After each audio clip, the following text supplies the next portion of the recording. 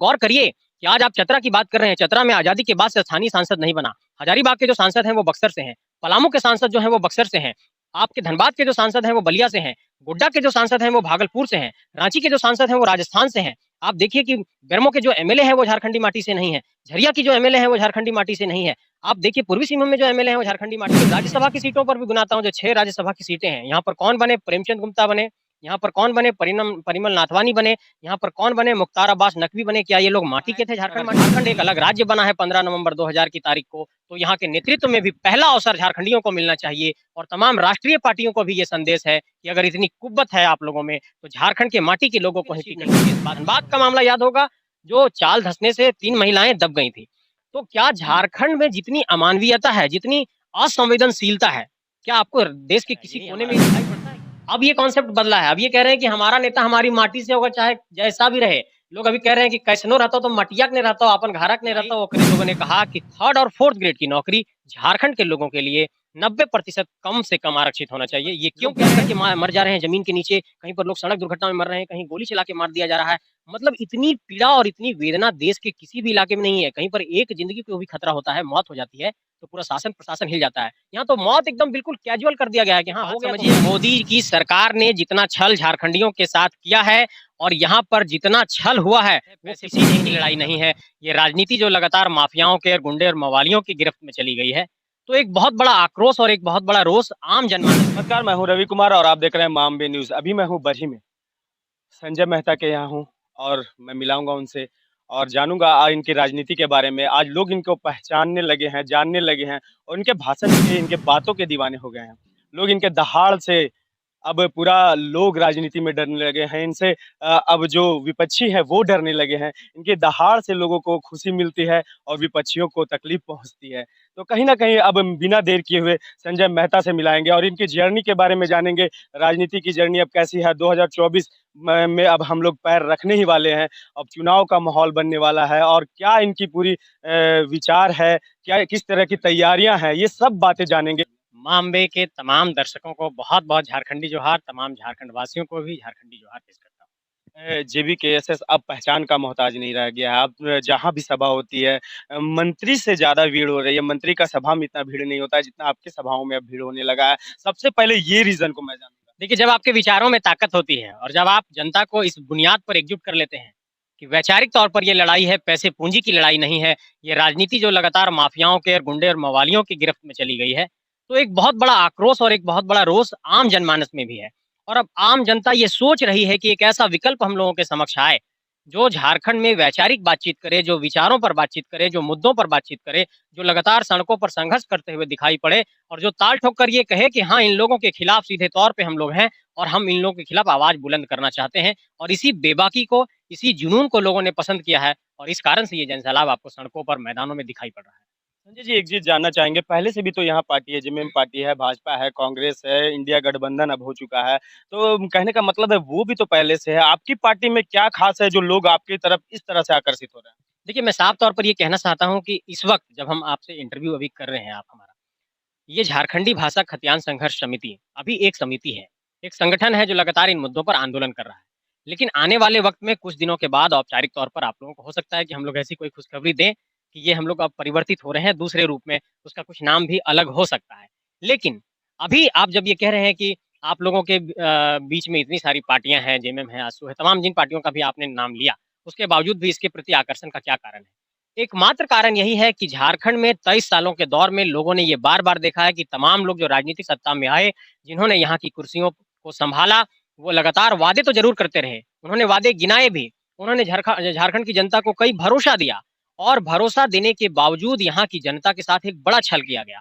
23 सालों में स्थानीय नीति नहीं है, नियोजन नीति नहीं है, झारखंड की भाषाओं को प्राथमिकता के आधार पर नियुक्ति में लागू नहीं किया जाता है। झारखंड की नौकरी में एक बहुत बड़ा ऐसा तबका है जो यहाँ की नौकरियों पर कब्जा कर ले रहा है और यहाँ के झारखंड के माटी के लोगों के साथ छल हो रहा है।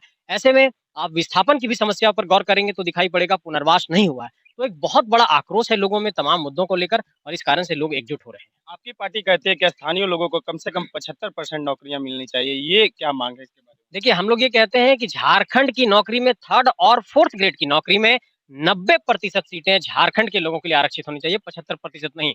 60 और 40 की नियोजन नीति आई, हम लोगों ने कहा कि 3rd और 4th ग्रेड की नौकरी झारखंड के लोगों के लिए 90% कम से कम आरक्षित होना चाहिए। ये क्यों कह रहे हैं? क्योंकि झारखंड बना क्यों? क्योंकि ये दक्षिण बिहार का इलाका शोषित था, पीड़ित था, पठारी इलाका था, आदिवासियों का इलाका था, मूलवासियों का इलाका था। पटना राजधानी रहती थी तो संथाल में विकास की किरणें नहीं पहुंचती थी, उत्तरी छोटा नागपुर में नहीं पहुंचती थी, दक्षिणी छोटा नागपुर में नहीं पहुंचती थी, पलामू में नहीं पहुंचता था, कोल्हान में नहीं पहुंचता था। हमारे पूर्वजों ने संघर्ष किया कि झारखंड एक अलग राज्य बनना चाहिए, और जब 15 नवंबर 2000 की तारीख को झारखंड एक अलग राज्य बना, तो इस बुनियाद पर बना कि यहाँ की नौकरी में यहाँ के लोगों को प्राथमिकता मिली। क्या झारखंड के लोग चपरासी नहीं बन सकते हैं? क्या झारखंड के लोग कंप्यूटर ऑपरेटर नहीं बन सकते हैं? क्या झारखंड के लोग टीचर नहीं बन सकते हैं? क्या झारखंड के लोग सीजीएल की नौकरियों में जगह नहीं हासिल कर सकते हैं?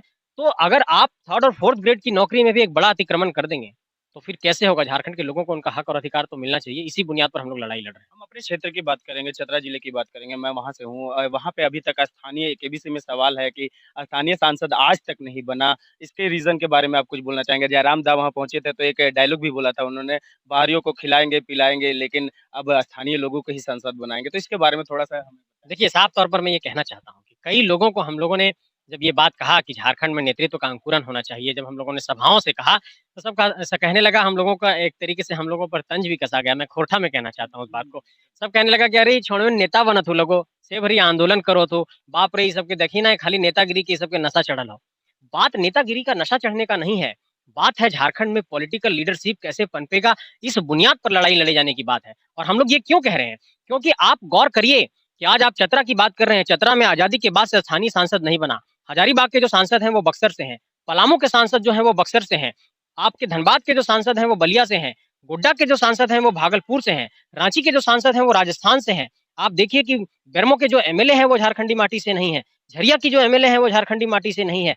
आप देखिए पूर्वी सिंहभूम में जो एमएलए हैं वो झारखंडी माटी से नहीं है। तो अगर आप गौर करेंगे बहुत ही सूक्ष्मता से, तो आपको ये दिखाई पड़ेगा कि विधानसभा और लोकसभा तो मान लीजिए सीधे तौर पर जनता निर्वाचित करती है इसलिए, लेकिन राज्यसभा की सीटों पर भी गिनाता हूँ, जो 6 राज्यसभा की सीटें हैं, यहाँ पर कौन बने? प्रेमचंद गुप्ता बने, यहाँ पर कौन बने? परिमल नाथवानी बने, यहाँ पर कौन बने? मुख्तार अब्बास नकवी बने। क्या ये लोग माटी के थे, झारखंड माटी के? नहीं थे।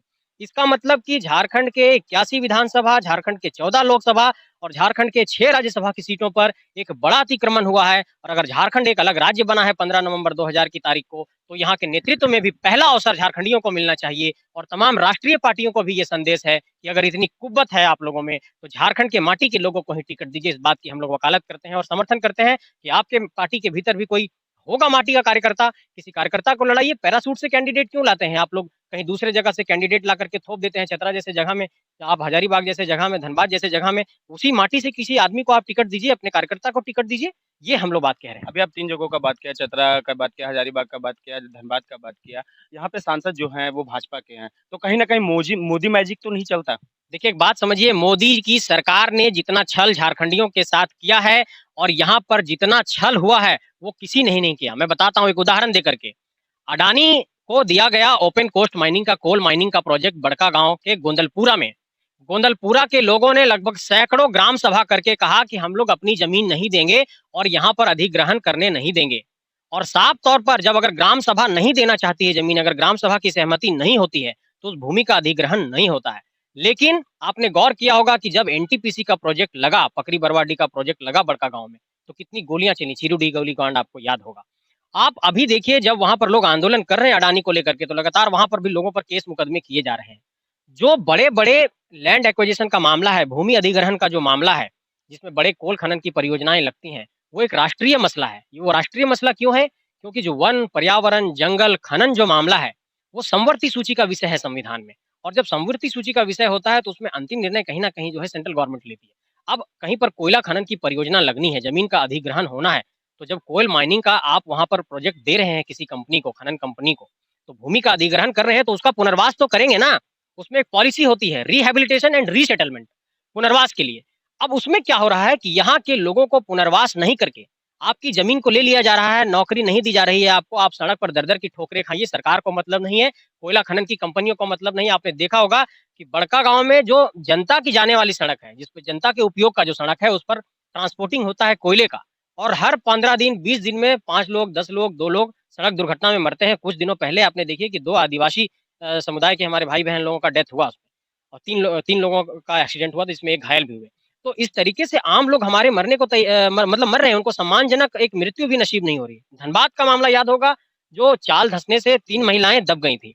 तो क्या झारखंड में जितनी अमानवीयता है, जितनी असंवेदनशीलता है, क्या आपको देश के किसी कोने में ये दिखाई पड़ता है कि कहीं पर लोग दब करके मर जा रहे हैं जमीन के नीचे, कहीं पर लोग सड़क दुर्घटना में मर रहे हैं, कहीं गोली चला के मार दिया जा रहा है।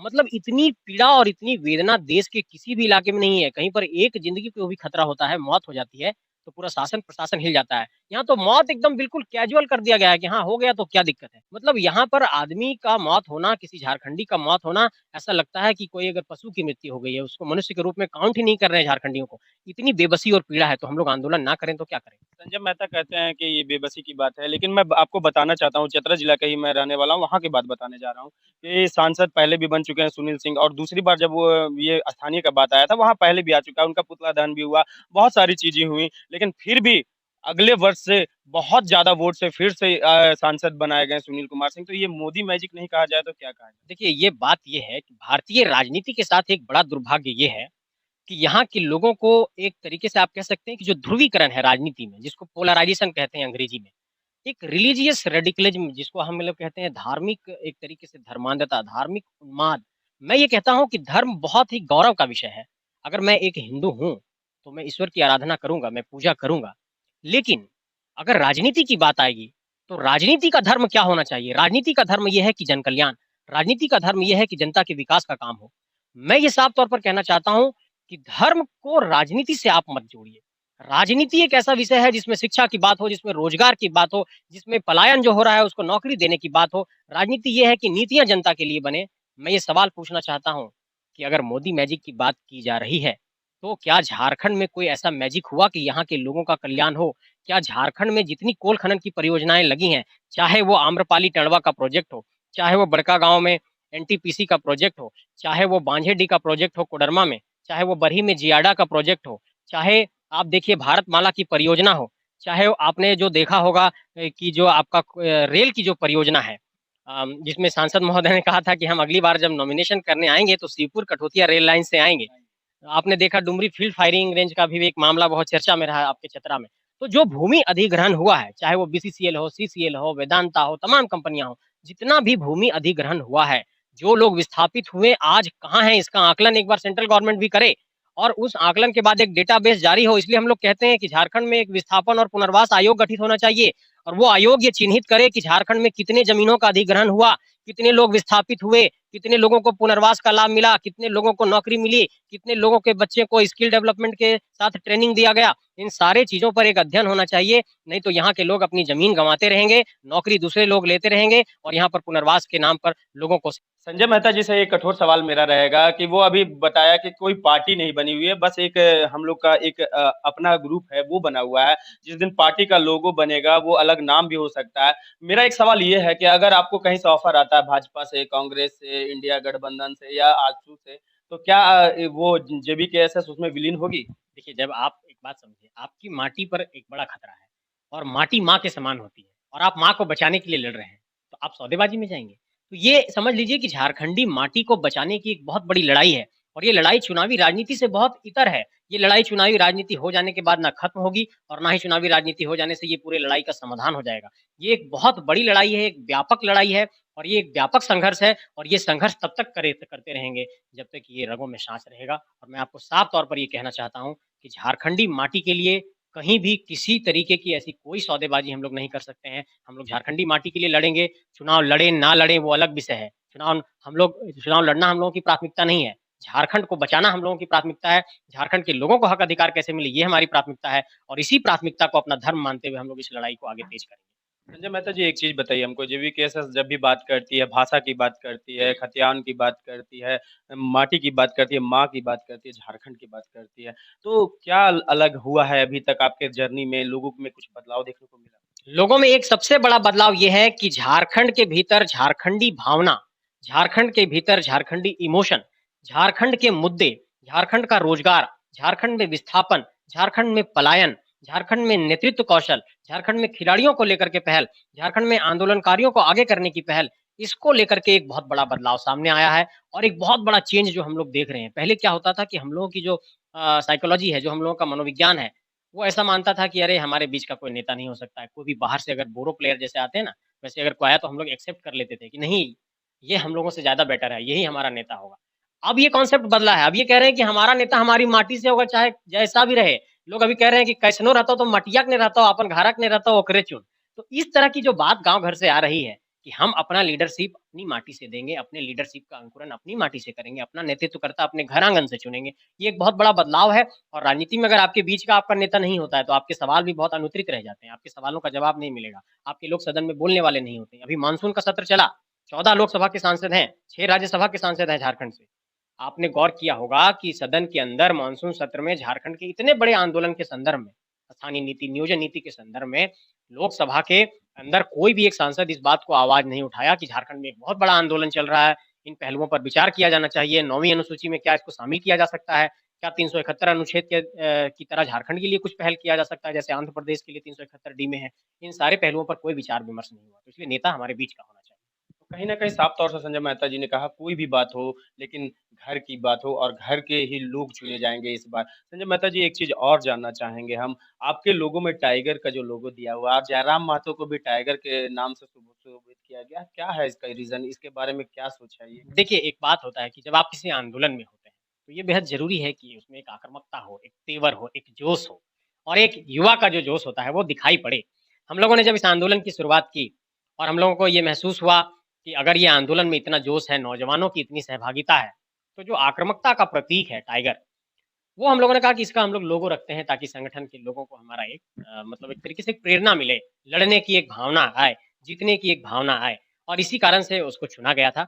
और आप ये बात को मान कर के भी चलिए कि झारखंड के भीतर इस आंदोलन के दौरान कई ऐसे रणबांकुरे मैदान में आए, कई ऐसे नौजवान आए, जो पुलिस की लाठियाँ भी खाए, जिनके माथे भी फूटे, जिन्होंने केस मुकदमा भी खाया और जिन्होंने एक तरीके से कह सकते हैं कि कई यातनाएँ दी गईं, कई पीड़ा दी गई, कहीं पर 144 लगा दिया गया, कहीं पर 353 की तरह धारा के तहत केस किया गया। इसके बावजूद भी वो नौजवान सड़क पर हैं और आज जब 3 तारीख को आप हमारा इंटरव्यू ले रहे हैं, तो आज की तारीख में ही राजभवन के समक्ष कई हज़ार नौजवान फिर से पहुँचे हैं। जो प्रश्न पत्र लीक का मामला था आपका हम लोगों ने देखा कि नगर पालिका वाले परीक्षा में, उसको लेकर एक बड़ा विरोध हो रहा है। तो तमाम केस मुकदमे के बावजूद भी आप देखिए आंदोलन चल रहा है। तो ये टाइगर ही हैं सारे लोग। तो कहीं न कहीं इनके आंदोलन में जितने भी है टाइगर हैं, इसलिए टाइगर का लोगो दिया गया है। एक अंतिम सवाल अब संजय मेहता जी से लंबा नहीं करूँगा अपने दर्शकों के लिए। इनसे बात करने का मन तो बहुत ज़्यादा हो रहा है, बहुत सारी सवालें भी हैं, नेक्स्ट टाइम मिलूँगा इनसे। लेकिन अंतिम सवाल मेरा है कि टाइगर जयराम महतो, एक उभरता हुआ सितारा, संजय मेहता एक उभरता हुआ सितारा। क्या कहना चाहेंगे इसके बारे में? टाइगर के दीवाने इतने क्यों होते जा रहे हैं लोग? देखिए एक बात समझिए कि जो जयराम महतो जी हैं, उनमें एक अपार नेतृत्व की क्षमता है, एक नेतृत्व का कौशल है और उनके भीतर आप जब देखेंगे कि जो उनका जोश है, जो उनका काम करने का तरीका है, क्या सुबह 6 बजे उठ कर के रात के 2 बजे तक कोई भी व्यक्ति इतनी सारी सभाएँ और मीटिंग को संबोधित कर सकता है और उसके बाद रात 2 बजे में सोने के बाद फिर सुबह 6 बजे जग जाना और फिर से अगले दिन सभा में लग जाना।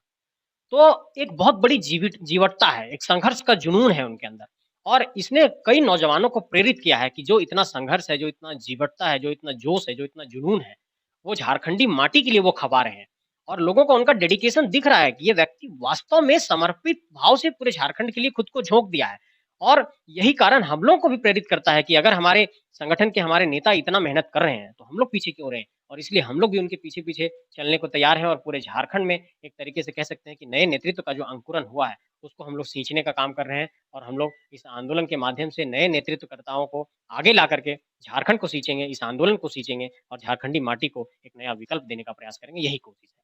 धन्यवाद संजय मेहता जी। अभी मिलाया हमने संजय मेहता जी से। बहुत सारी बातें हुई, बहुत अनोखी बातें हुई, बहुत सच्ची बात हुई। उन्होंने माटी की बात की, माता की बात की, झारखंड की बात की और कुछ-कुछ हमारे भाषा में भी बोला। तो बहुत अच्छा लगा इनसे मिलाकर। फिर समय मिलेगा तो ज़रूर इनसे रूबरू कराऊँगा और रूबरू होना रहेगा ही। मैं हूँ रवि कुमार और आप देख रहे हैं मामवी न्यूज़। धन्य